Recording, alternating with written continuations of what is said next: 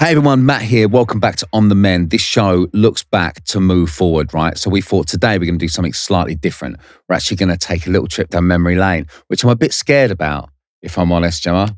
I'm a bit, because we've got some photos that have been pulled out, which I don't know about. Some of them good, some really, really highs, some possible major lows. And have a little look at where addiction plays into that, where ADHD plays into that, mental health issues along the way. Suddenly, I'll see a photo of myself from the past and I'll either not remember being there at all, like no recollection of being there, or I'll have the worst haircut in the world. There are some questionable haircuts. Yes. Yeah, there'll be a lot of questionable haircuts. Sylvia Young was the most amazing thing that had ever happened to my life. I hadn't even really heard of Sylvia Young. And I sang in a Haven Holidays talent competition. I sung Don't Look Back in Anger. And I won this talent competition. And in the audience on holiday that week was someone who worked at Sylvia Young. And they were like, you should come and check out the school. I was like, sounds great. What's Sylvia Young Theatre School? Never really heard of it. And so I went down to what I now realise was an audition. And I sung Don't Look Back in Anger by Oasis for my Sylvia Young audition, because it was one of the only songs I know the words to. And all the scholarships had been taken. So there was no chance we could afford to go there. And so Sylvia Young herself paid for me to go to that school. Oh, makes me get emotional. Like she literally, she took me to a side, she took my mum into the other room and was like, we've given away, we only have 2 scholarships a year, we've already given them out, but we believe in him and we want him to come here, so we'll work something out. And so she paid for me to go. Recently, I went to Sylvia Young's funeral, and I remember being at the school and not telling anybody that I wasn't paying to be there, because I felt a bit like embarrassed almost, that like couldn't afford to go there. I didn't want to let anyone know. And at a funeral, so many people talked about that she did that for so many kids at the school. Like barely anyone paid to go to that school. I don't know how she run a successful theatre school, because loads of kids were there not paying for it. She just believed in kind of picking kids up and championing them and kind of giving them this avenue and showing them that something was possible. And I remember when I first felt that for the first time was I was in class and Billie Piper was in my class, right? And she was this hot girl who kind of sat next to me in English. Probably about 4 months later, suddenly she wasn't there. And I was like, where's Billie? They were like, oh, she signed a record deal. I was like, what? Like she's like 15. I was like, what do you mean she signed a record deal? And the next thing, she was like a pop star on the music channels and stuff. And I was like, wow, she was sat next to me. When I think about my class specifically, I've always felt like probably the most untalented, it's all my shit going on, but I felt like less than, like not good enough to be there, But there was something about the mentality of the school, which was work ethic, which was like, you can do anything if you're willing to work for it. I mean, look how young I am. It's so funny. I've still got this blazer. No way. I have, yeah. It's in my wardrobe. I was most stoked that it had a Blue Peter badge on it. Yeah, an actual Blue Peter badge. How did they get that? Because we had a stylist at the time called Mr. Gammon, right?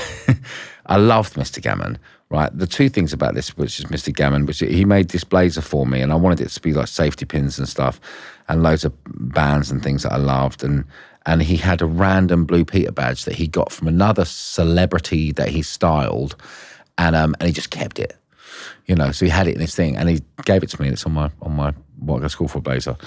This is what I go to school for video. I don't know if this is the video shoot. I don't know. I mean, there's so many things going on here, isn't there? I mean, that hair was quite a thing. That padlock is the same one that Sid Vicious had around his neck from Sex Pistols. And I always wanted it. It had the R on it, and I always wanted it. I saw it in all these photos, and I really wanted that. So they got me one, and they put it on for the photo shoot for this, like a couple of days before the video, and we lost the key. So I literally couldn't take it off. So I had that on for months and months and months, and I went to the airport, and they wouldn't let me fly, so they had to cut it off at the airport. Yeah, I know. So I lost that, which is a shame. When I left Sylvia's, I was auditioning for everything I could. There'd be loads of people that I'd see at different things all the time. And James Bourne from Busted was also on the agency at Sylvia. So I'd see him at different auditions for things. And like when I was at the school, I bumped into him a few times for like auditions for Naughty Kid in London's Burning or something, like be in the room with him. And we both never get the job, right? But we'd, and then we both auditioned for a band, and we didn't get in. And this was the third audition that I'd done for a music group that I didn't get in. And me and James both were rejects from this audition process. We're like, well, shall we do something ourselves? So I went down to Southend with him. I turned up at his door on a Saturday morning and I didn't leave. I just we started writing songs, and then I'd come home and work during the week, doing little bit jobs I could to afford a train ticket to go back to his house at the weekend, write songs. And eventually it got to the point where going home wasn't worth it. So I just ended up living with his parents. His parents just took me in. I lived in their spare room and we just wrote songs 7 days a week. And just wrote song after song after song after song after song. And then we didn't play a gig until we were signed. Well, that's not true. We played a few acoustic gigs. But at the time, when I first met James, he was working with 2 other guys. And they just didn't get it. And I didn't get them. And they didn't like me. It was a really weird situation.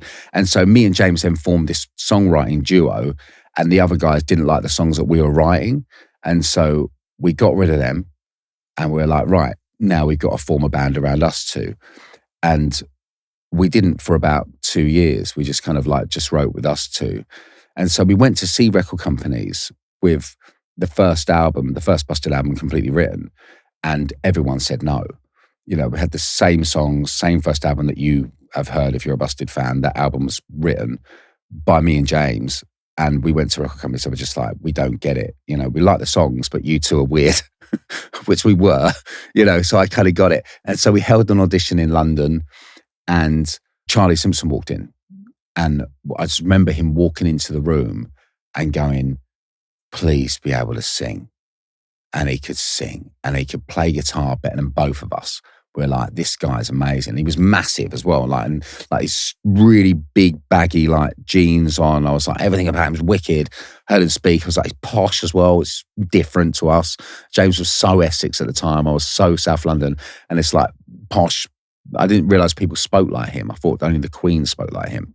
It was very weird. But yeah, and then he was up for it. He liked the songs we wrote. He was in straight away. Right, this is kind of one of our first kind of signed photo shoots. So this is this is first album. This is this is early days. Look how handsome Charlie was. Look at him. What I love is this tour, right? Because he was always really weirded out how everyone was obsessed with his eyebrows, right? He used to really freak him out. It was like, why does everyone keep talking about my eyebrows? Because they were such a thing.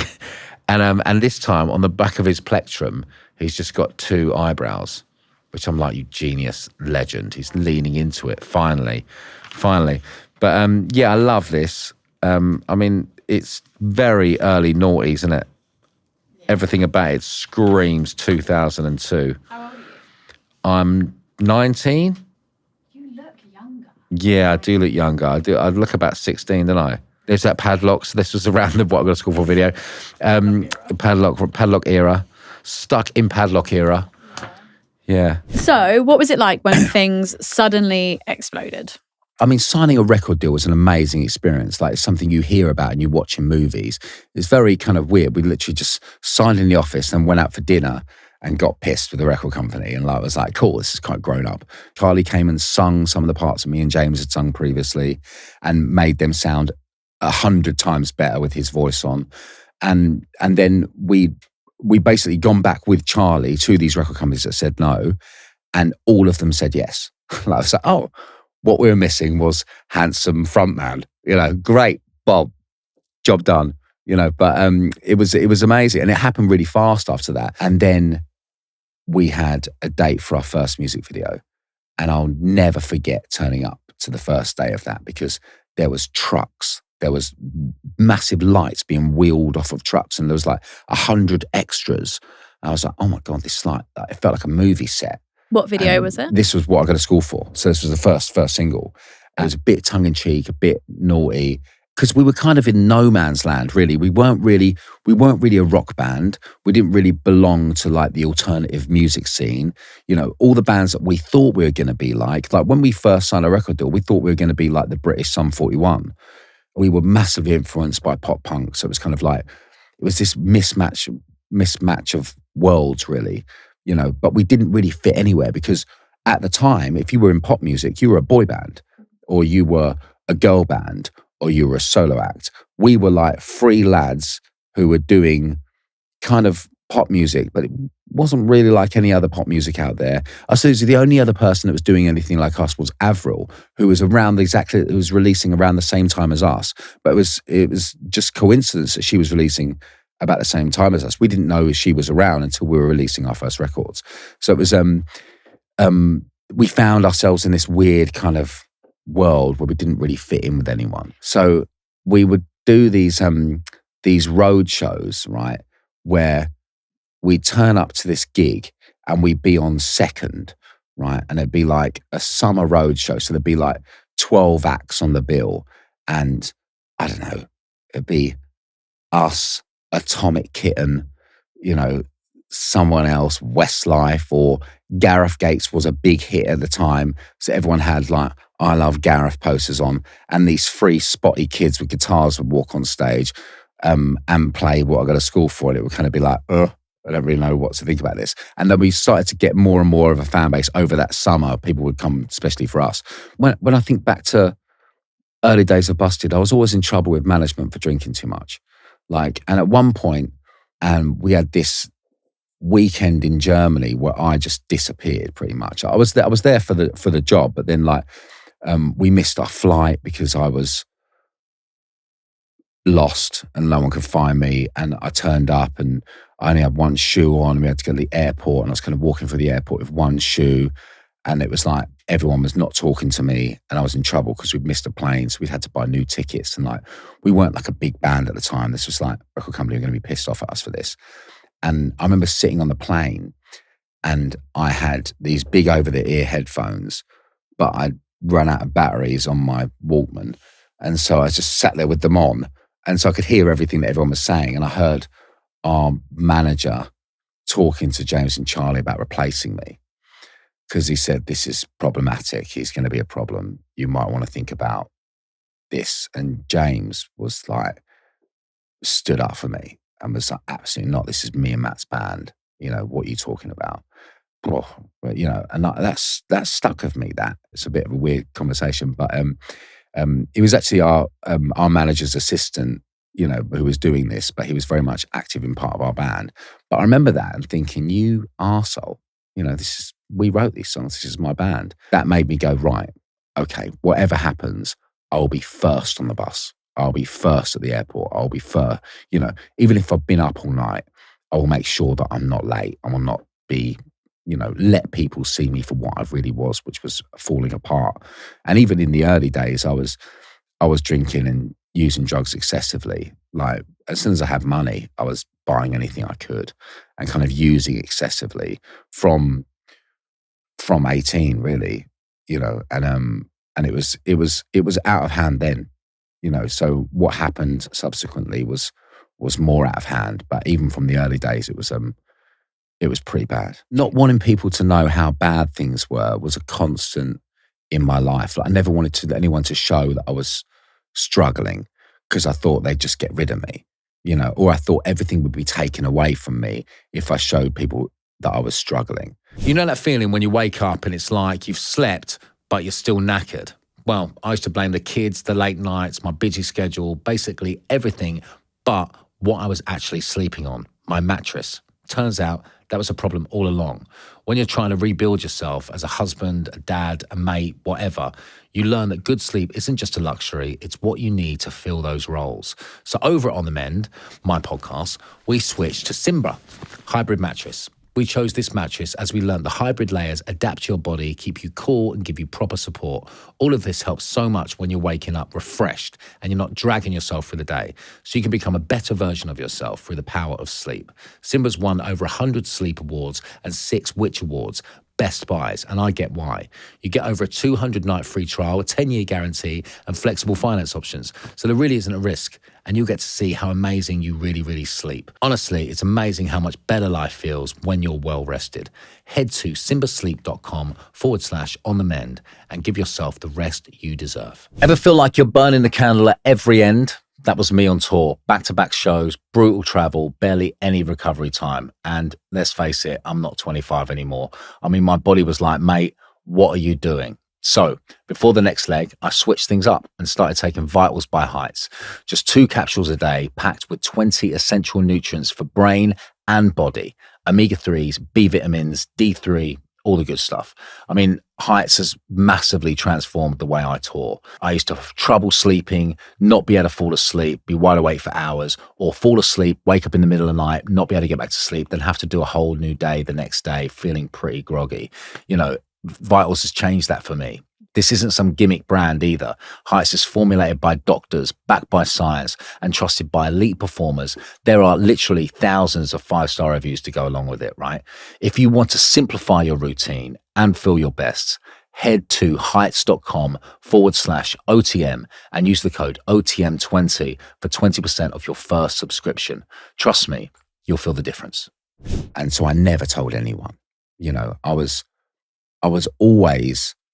aware that I didn't drink like everyone else from a young age, you know, and but I wasn't prepared to stop. You know, I didn't know how to be without drinking drugs, you know, and it was not really an option for me. And I think so yeah, from a very, very early point, I was hiding everything as much as I could. So this is quite interesting because this is 2 pictures of the same night over the course of maybe 3 hours. So this is me looking presentable, turning up on the red carpet.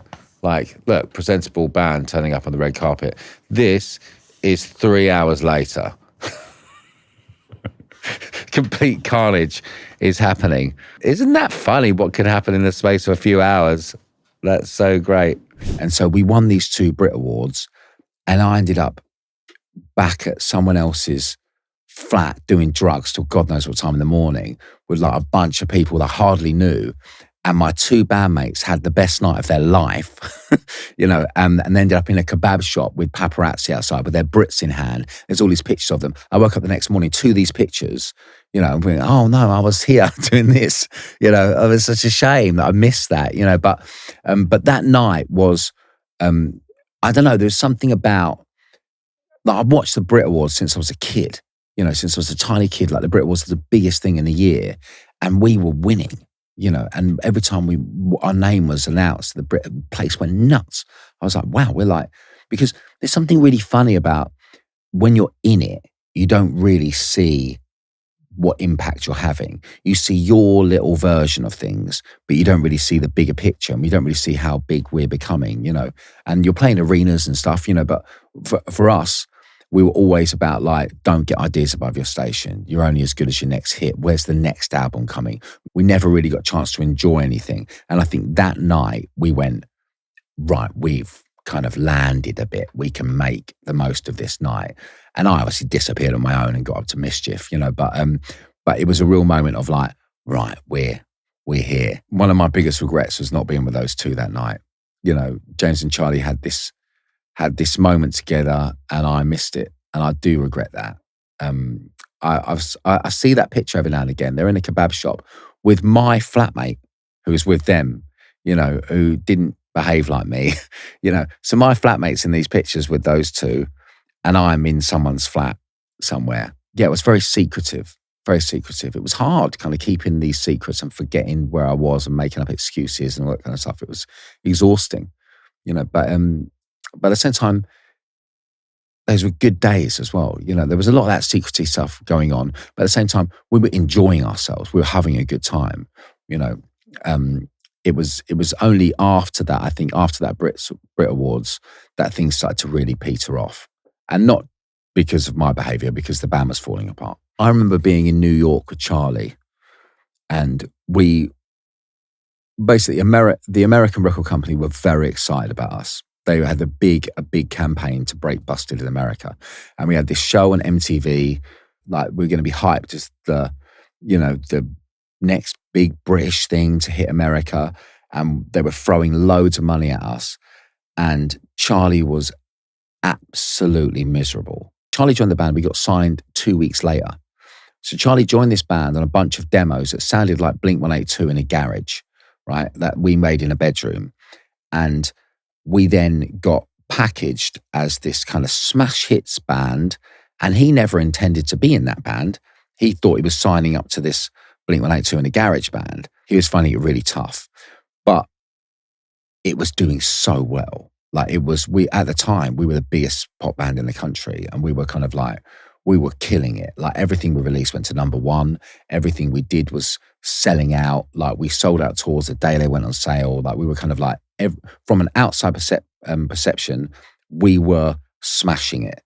And Charlie was like, oh no, this is not what I want. And I think for him, we had this chat in New York where we all got on it and Charlie was kind of in my world for a little bit of a night.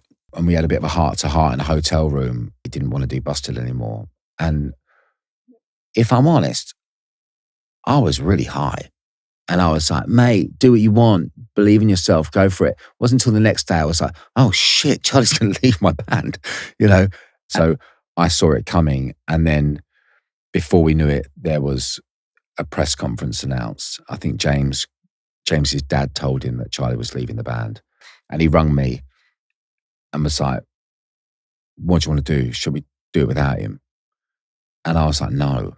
And I feel bad for saying that, but I felt like, I don't know, something within me was like, we tried this, me and you, and we couldn't get a record deal. No one was interested in just me and you. He's the reason we've got all of this, and without him, I don't think it was going to work, So I kind of just said, and also I liked the fact there was 3 of us. I liked Busted, and it was so successful. It's such a big thing. I was like, why would we want to be a second grade version of that without someone who's the front man, who's the lead? He's the one, when I think of all the magazines, he was the one in the middle with the big face. We were the 2 little guys poking out the back, so I was like, it just feels weird. It didn't make sense to me. And I didn't have enough confidence maybe in myself at the time to be able to think that we could do it without him. So we had a big heart to heart and we said, I think it's time to call it a day. And so we had a big press conference in London and I had no sleep. I went out the night before, was off my head in that press conference. I've seen pictures of me there and I just like, high as fuck, just like trying to get through that moment. And then it was chaos because I think people told me that there was a Samaritans phone line for kids to phone up because Busted had broke up and stuff. It was kind of a big deal, much bigger than I anticipated it being. But and for me, it was sucked because there's paparazzi outside my house for a week. So I lived in this hotel, which was a terrible place for me to be. And I just closed the curtains, had a drug dealer come in every day. I stayed there for a week until I was like, my bill's too big, I should probably leave. And then I went home and I was like, right, what am I going to do with the rest of my life? It's a really weird time. Oh, here we go. I'm a celebrity. Oh my God. It's so weird because that feels more recent than this. Really? Like that feels like I can kind of remember that guy. This feels like, I don't know why, but I don't know what it is about, but this feels like a different person did this show. Really? Like a different, like, I don't remember really what was going on for me at the time. It was really kind of like, this was in the depths of kind of like addiction and drugs and just not knowing who I am and like, searching, what am I doing? I don't really have any purpose, what am I doing with my life? So I feel like I don't really recognize this guy in a weird way. It's so strange. I have a question about this time period. You don't have to answer it. Yeah. You did like 3 weeks for sobriety. Yeah. Why, like, what in you when I'm going to go back? Because you said you felt really great. I did feel really great. Yeah. Is there like a Okay, I'm just going to go back and carry on drinking and get back into it. That's a good question, yeah. Quite a long time. Yeah, but it is quite a long time, you're right. And I did feel really good. But I think I never intended on, like, wasn't like, oh, this is better for me. It was like, oh, this is cool. A drink would make this way better. Do you know what I mean? Like, always, like, I was always trying to add something. Like, I was never felt enough without something in my system or something to, you know, always searching for something to make me feel better, you know. So if something feels good, it'll feel way better if I have 20 of them. Do you mean? Or whatever that is, you know. Like, so I never really understood what that feeling was. And unfortunately, the second you get out, you do a load of press and you go straight to the rap party. So I literally came out and at like 9 o'clock in the morning or something, and I had a beer in my hand by 10 a.m. You know, it was just like, whoop, off to the races. Yeah. Terrible barnet. Full of terrible hair. What was your favourite challenge that you did? My favourite challenge I did, we did this one, it was really annoying, but we had to go down some slide and throw an arrow at like a target. And we were terrible. I think we won nothing. But it was a real laugh. Me, Jason and David. It was a right laugh, yeah. That's cool. Worst thing you ate? Worst thing I ate was, I mean, the one that stuck around for a long time was the kangaroo's anus. And I can't understand why that one stuck around for a while, but I had a crocodile penis as well at that. But I think the worst one actually was the fish's eyeball. Like, was it fish's eyeball? Yeah, it was a massive, like a human-sized eyeball. You had to stick in your mouth, and it kept moving around in your teeth. You couldn't get a proper grip on it. And when you did, and you bit down, just this fishy blood went in your mouth, and it was horrible. Did you throw up? No. But then once I'd finished the task, I walked round the corner and stuck my fingers down my throat because I had so much weird shit in my tummy. I was like, I don't know if I should be digesting this. So I chucked it all out. Lovely. I'm a Celeb was the most random turn of events. Basically, my album hadn't come out yet. We released 2 singles and they'd done okay, right? And when I think about it now, my first single went in at number 11, I think, and that was a disaster. Right, because everything Busted did went to number 1, and my solo record, the first single, went to number 11, and I was like, "Cool." Everyone was like, "No, that's not cool. That's not okay. That we've put a lot of money into this record. We're expecting this to be big, and the album campaign is going to cost this much money, and we're not going to have a return on our investment." And I've never really encountered anything like that before because like everything we'd done, we didn't like the Busted stuff, we did in a little room and it just went massive. This was like, oh, we're doing massive stuff and we're getting no result from it. Hi guys, just want to take a second to thank today's sponsor of On The Mend. They are London Nootropics. Now, I'll be honest with you, the first time I came across them, I was scrolling on my phone, I know, and I got served an ad talking about how London Nootropics make incredible adaptogenic coffee blends infused with adaptogens, which I've now learned, first of all, how to say that bloody word, and secondly, they are natural plant and mushroom extracts that help your body adapt to stress, boost focus, and keep your energy steady. Their whole purpose is to make the very best adaptogen extracts simple and accessible so you can add them to your day without even thinking about it. They use premium, clinically studied extracts so you actually feel the difference. Each blend is designed for a specific need in your day, blended into coffee that actually tastes bloody amazing.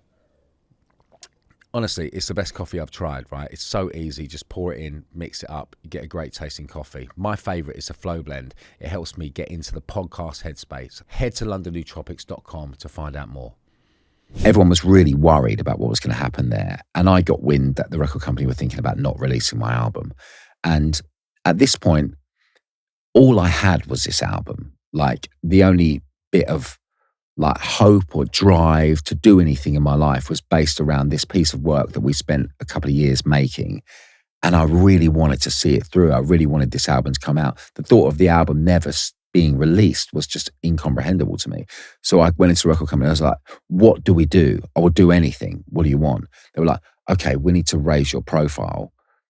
So will you go on I'm a Celebrity, get me out of here? I was like, yes. what time a celebrity get me out of here? I was in a band, right, when all this stuff happened. I never watched TV ever, so I really didn't. I knew there was something with Ant and Dec in a jungle, and people like were in these, I'd seen pictures in the newspaper with like bandanas on heads and stuff, but I didn't really know anything about this show. And I went back and told Emma, I was like, so they want me to go on I'm a Celebrity. She was like, oh my God, it's amazing. You'll love it. Well, she was so excited. She loved the show, right? And so I had not really watched it. So the record company got me a couple of episodes to watch, and I watched something with some people eating some horrible stuff. I was like, this is what you want me to. I was like, well, this has nothing to do with music. Like, what is this promoting? No, because it's promoting you, and from promoting you, we can promote what you are about, which is your album. I was like, okay, fine. So I flew to Australia, and basically I made a deal with them. I was like, okay, I'll go on this show. It's going to be 3 weeks in Australia. I'll probably be out in the first week. So during that week, we'll put adverts on TV in the ad breaks for my record. There'll be billboards around London, as seen in I'm a Celebrity right now. Matt Willis, album's coming out at the end of this month, blah, blah, blah. So I was like, okay, cool, right, this promo. I just treat this as promo. So I went there, ended up being in it for the whole time. So the 2 weeks that I was going to be promoting stuff disappeared because I was in the jungle for the whole time. And bizarrely, I had an amazing time, which I didn't expect. I expected to hate it. And I remember coming out, and I eventually won that show. And I remember coming out and speaking to Emma. I was going, can't believe. And she went, neither can I. We didn't see you for the first week. Like, you weren't, where were you? Like, everyone was doing stuff. Where were you? I was like, oh, I was in my sleeping bag shaking because I had not had a drink. Like, it was the first time of kind of forced sobriety that I'd ever had. And because I was like, so about a week before, started to try and drink a little bit less. The night before I went in, I got off my head and like didn't sleep and I think I bungee jumped into the jungle out of a helicopter on like 40 minutes sleep with a hangover. And then I was in the jungle and they didn't see me because literally I was in my sleeping bag for as long as I possibly could. And I had the shakes in the morning. I was surrounded by people. I didn't know what to do. I was so anxious. Like, anxiety was through the roof. I was scared I was going to have a panic attack. I was scared I was going to have a seizure or something the whole time I was in there. And that was the first week, right? Then after 7 days, suddenly I felt unbelievable. Like, I had no alcohol, no drugs in my system, and I was sleeping outside. I was doing something which was kind of fun, interacting with people that I'd never normally have met. Like, this guy, David Guest, was in the jungle, who I found hilarious, and I would just latch onto him, do anything he wanted me to do. I chatted to Jason Donovan a bit. It was just this really weird environment that suddenly I really, really enjoyed. And I had this amazing experience in there. And it kind of, I kind of felt a bit alive in there for the first time in a long time. And I think that was me being free from drugs and alcohol, like a forced rehab in a way, but like publicly, and I felt incredible. And I felt kind of like a bit like the old me in a way, without the kind of like all the shit that was going on for me. And I came out of that experience and I won it. So I was like this king of the jungle, and I didn't really know what that meant, but suddenly everyone wanted to speak to me. And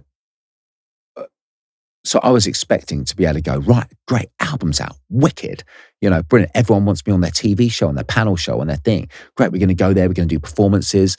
But no one cares about your album whatsoever. They just want to talk about what kangaroo anus tastes like, or like, what was it like eating a fish eyeball? It was horrible, but I've got an album out. No one gives a shit. The thing I found the most hard about that show coming out was I was famous, and I'd never really experienced that before. When I think about it before, I felt like I was famous before, but I was only really famous to Busted fans. And like, there's rules around that, like you don't go to a shopping mall on a Saturday. You'll be all right. You don't go to a bowling alley ever. Certain things like you're going to bump into Busted fans, right? You don't do that. Don't go to a theme park. those kind of things. You know, rest of life, I can stick a hat on, walk down the street, go to the pub, go to the corner shop, go live my life, and everything's pretty cool. Suddenly I came out of that show and everyone knew who I was. Like literally, it felt like everyone. I got in a taxi. Hello, Matt. Went to the shop to buy a bottle of booze. Like, hello, Matt. I was like, oh no, this is because you got nowhere to hide. And I lived my life hiding, like as much as I could. So I was like, I had nowhere to hide. And it was like, and there was this thing in the newspaper all of a sudden called Beer Mat, which was like in the Daily Bazaar column or whatever it was. And it was a different picture of me on a beer mat falling out of some nightclub or like on the pavement, like with my eyes closed, you know, like just like awful pictures of me like every day. It was a really weird time. I did not enjoy it. I didn't like being famous. This is when I think what went from Matt being a bit of a wreckhead to Matt being a full drug addict happened. You know, like I think with addiction, like there's certain things that happen quickly and there's certain things that happen slowly. And for me, this was almost an overnight shift. Like there were certain things that I said I would never do. You know, I'd never lie about what I was up to. I lied about what I was up to all the time. I would never drink in the morning because that's what alcoholics did. I started drinking first thing in the morning. And I think that was a big thing for me because I knew what I was doing then. I think there's certain moments where you can go, oh, it's just hair of the dog in the morning to make yourself feel better. But this was more than that for me. If I didn't have a drink, I woke up and covered in puke or something and like I'd had some kind of seizure or something. So it was very much like if I didn't drink, awful things happened. So I was like, oh, I'm an alcoholic. And I knew that. And I still found a way of rationalizing in my brain into thinking it was okay. But really I had to drink or I felt like I was going to die. And it was a really mad time. You know, like I had a routine, you know, like if Emma was with me, I'd wake up in the morning, I'd go to the bathroom. In my bathroom, I'd stashed as much booze as I could in the airing cupboard under towels and things like that. And I'd go into the bathroom, I'd flush the chain, which is a really loud chain in my bathroom. I'd flush the toilet chain and open a can of cider, like this 12% cider that I had, neck that, because it was the only thing I could get down the morning that didn't make me heave. And even if I did throw up, it wasn't horrible to throw up, whereas other booze was pretty horrible to retch up. So it was like fully functioning. Like this works. You know, this is a way to get around all the bad symptoms of being an alcoholic. Because I was constantly hiding things and kind of constantly trying to juggle and remember lies that I'd told and things that I was in trouble for, but I'd forgotten why I was in trouble for it. You know, all these kind of things were happening. I was a nightmare for anyone who was working with me. Like, I made my solo record with a guy, in the end, a guy called Jason Perry. And he was a godsend because he was the most patient, caring, empathetic guy. And he really cared for me. And we made this album together and he was very aware of what was going on, but he allowed me this kind of like air of, I don't know, he didn't call me out on my bullshit because I think he felt like if I did, I was just going to go see you later and go off and destroy myself. So he was like, if I was late, don't worry about it, come in, you know, let's get some work done. You know, he'd hold my hand through it, you know, and he wrote with me and he'd want me to tell him what was going on in some way so we could write a song about it or get something out. He was amazing and he really cared about me, and I knew that. I needed someone like that in my life, and he was very much that person for me. He was amazing, and I wrote my only solo record with him, and he produced it.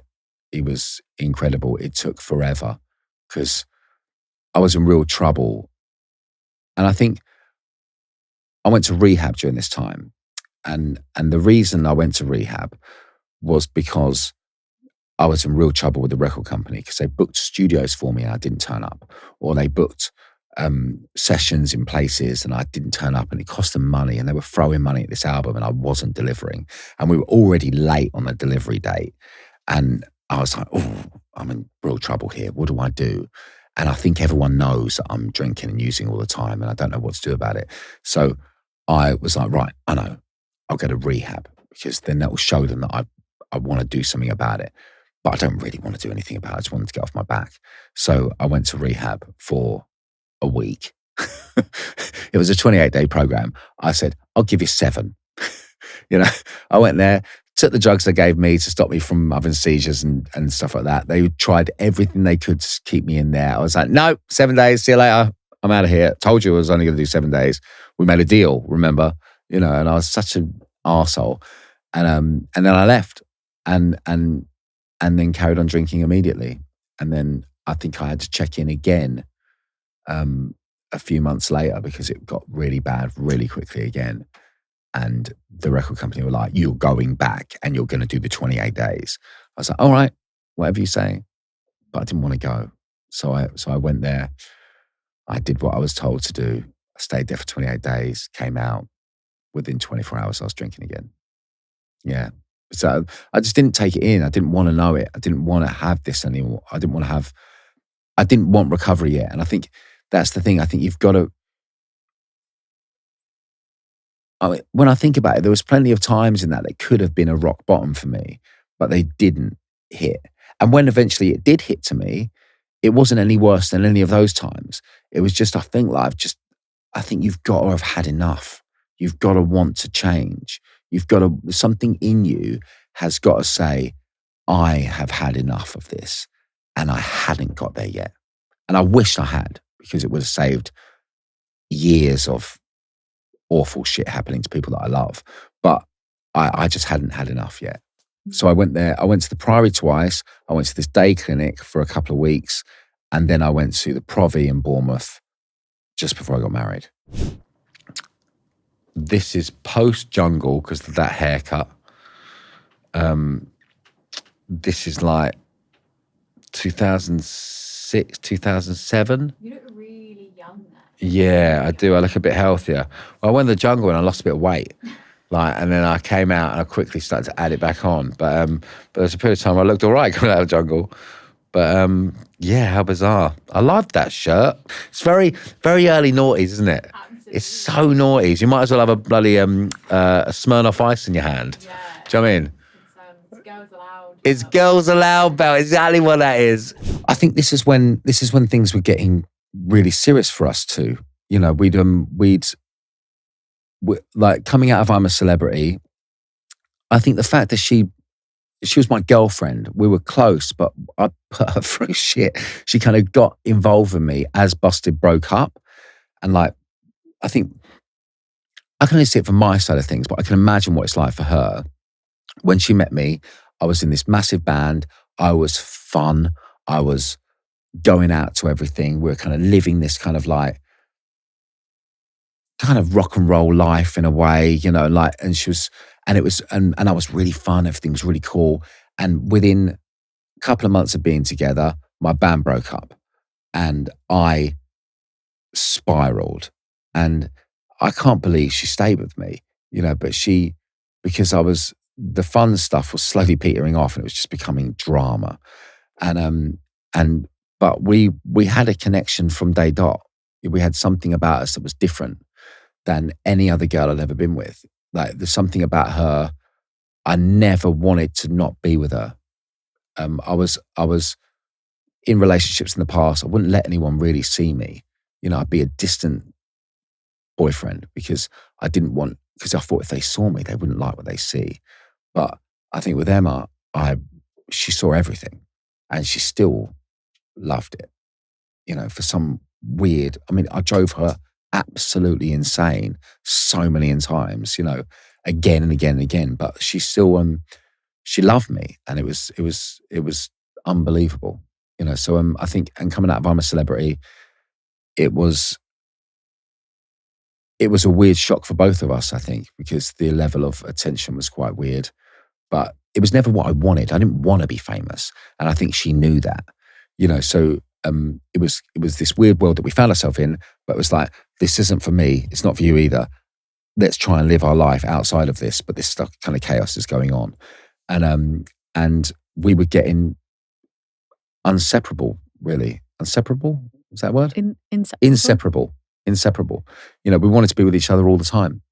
And I think she, without her, I don't know what would have happened to me. I do not know what would happen to me. Yeah. This has gone on for much longer than I anticipated it would. It's gone on quite a long time, hasn't it? We've been rambling on. So we were going to do this as one part, but I think maybe let's break this into two parts, right? So I think where I am right now, I'm about to hit absolute self-destruct button, you know. But then what happens after that is recovery, right? So how about we split this into two parts? This is part one. Would you like to hear part two? Let me know, and we'll come back and we'll do a part two about the end of drinking drugs for me, and then recovery, part two. Let me know. Once again, if you've been affected by anything you've heard in today's episode, there are lots of websites, lots of places you can check out in the show notes. Go and check them out. They might just be just what you need to hear. Thank you very much.